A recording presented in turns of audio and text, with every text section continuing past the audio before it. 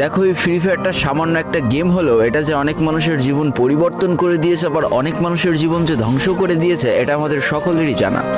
তবে সামান্য এই গেমটা যে গোটা একটা পরিবারকে আবার নতুন করে জীবন দান করবে, এটা আসলে সকলের অজানা ছিল।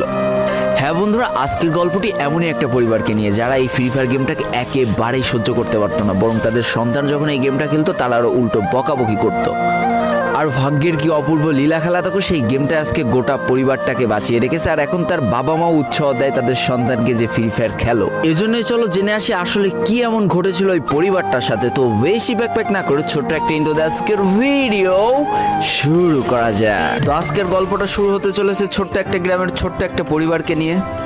বাবা মা এবং তাদের দুই সন্তান অর্থাৎ দুই ভাই, ছোট্ট একটা পরিবার, খুব সুন্দরভাবে তাদের জীবনযাত্রা চলে যাচ্ছিল। বড় ভাই একটা কোম্পানিতে লেবারের চাকরি করে, বাবা কৃষি কাজ করে, আর তাদের ছোট সন্তান অর্থাৎ ছোট ছেলে কিন্তু ক্লাস 8-এ পড়াশোনা করে। দারিদ্রতার বেড়া